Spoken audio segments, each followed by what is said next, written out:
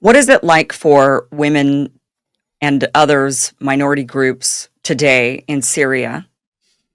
Uh, when the what was sold was it's going to be a democracy and freedom, and what I'm seeing from my perspective, you would know a lot better than I do, but what I'm seeing is that the women are now um, more. It's more repressive for women. It's more repressive for religious minorities. That it is not a free country anymore, but instead people are essentially living under Sharia law, and all the things that the U.S.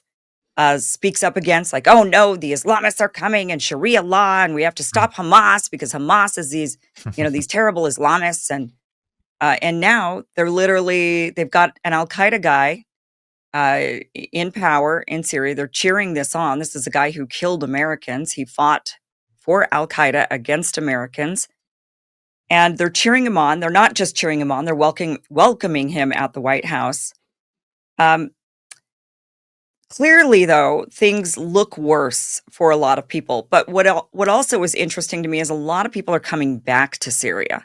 So Yeah. why, with it being more, what is it like? Is it more repressive really today in Syria under Jolani?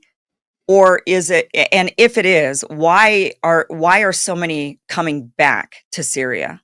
And are these the people that fled to Germany? And we've had this conversation before that a lot of them, a lot of the people that fled to Germany, they didn't assimilate, right? They still wanted their Islamic traditions and they didn't assimilate to Germany.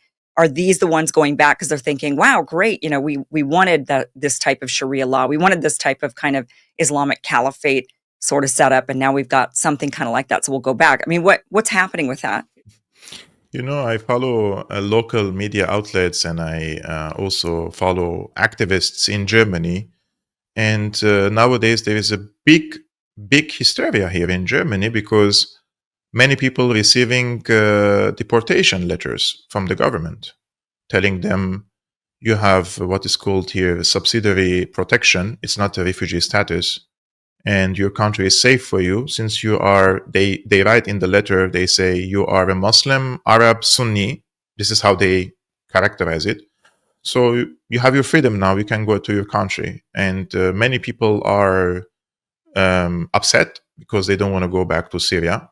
They think that the country's economy is not functioning well, so they don't have job opportunities, and it's that way. It's true.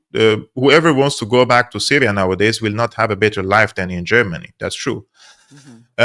They're also sending deportation letters even for people who work in Germany, like they are doctors and engineers, and those are really having jobs here and learned the language and integrated, and they're receiving deportation letters from the government because they're telling them you have this subsidiary protection and you could go back to your country. So they're not differentiating based on your education or career or if you're working or not. But there are some people, for example, the people who returned from Germany to Syria voluntarily are below 30,000. So you're speaking of 1,050,000 Syrians around, and the regime change happened around a year ago, and during this time, around 30,000 people returned voluntarily to Syria. That's a very, very small number. And I'm also watching videos of people saying, I returned to Syria and I regret it big time. Don't go back. Don't come back to Syria. Don't do it. Now, as for women, but I want to say one thing about this, about the refugee thing, because it's a very sensitive issue. And I've been accused in the past of being an anti-refugee person, although I was myself a refugee in Germany. I have never been against the refugees. All I said is most people who came from Syria as refugees to Germany, they either support the Islamists, in my experience, this is my subjective opinion, or they are Islamists. And it turned out to be true. Like, people do support Jolani from Germany. So if the criteria would be applied, the German government criteria would be applied on everyone fairly, because in 2011, 2022, the government said, if you are not with the revolution in Syria, then you could go back. Assad is in power, and we would like to deport you, right, to Syria. If that criteria would be fairly applied, then the vast majority of the Syrians would be deported nowadays from Germany, because now the regime has changed and now it is Jolani in power and no longer Assad, if we will apply that fairly. But the situation of women is the following. So there are no laws adopted yet in Syria that institutionally suppressing or oppressing women yet. But what they do basically is this peer social pressure. So when they see a woman who is not dressed well in their mind, they harass them in the streets, or they stand. The supporters of Jolani stand in front of a restaurant where there is a party and people are going there. And if they see a woman who is wearing, let's say, a miniskirt or something, they go crazy. They start insulting this woman so that they would behave, right? But the worst thing happening in Syria is not these small details. The worst thing is the kidnappings of women. And mostly among the Alawite community in the coastal cities of Syria. So a woman wakes up and would like to go for a grocery shop, would like to go to school, would like to go to work, and leave their apartment, and they never come back. And there are tens of such cases in Syria. The government, Jolani government, says that these women are not kidnapped; they just escaped with their secret lovers. And I wanna explain this, because this is for an American audience, probably this would be, maybe somebody loves someone and they escape. But if you are a woman and you are part of the Alawite community, the Alawites are way more progressive in their lifestyle, and the women do not cover. The women are treated very respectfully, for example.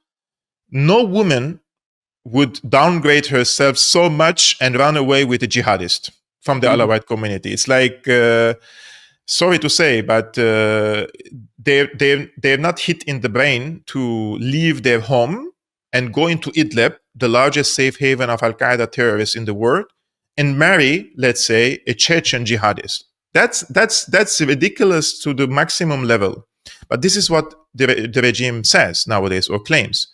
So we have the kidnappings of Alawite women, we have the kidnapping of Druze women in Asweda, in addition to the sexual abuse and rapings, which happened consistently and systematically against many women, including on video in Sweda against the Druze women, because in their opinion, when there is a war between the Jolani regime, which they consider themselves as Islamic army, this is how they see it, right? I'm talking in how they perceive these things. Mm-hmm. So when they go into a city, and this city, let's say, is overwhelmingly Alawite or Christian or Druze, and if there is a war, if there is a resistance against them, they will consider the entire community in an act of war against them. And when there is an act of war, and if you defeat your enemy, their women are permissible to you. So you can take their women and go back as sex slaves. So this is how they think. And this is what they have done in Asweda, including there is a video that one of the activists has shown to Tom Barak himself, telling him, look what they are doing to the women in our country. This is how they're raping our women. This person showed Tom Barak the rape video, and he was so touched by it. But Tom Barak doesn't take decisions based on his personal emotions. He is taking decisions based on what the regional countries want. Tom Barak is not simply an envoy of the United States into the region.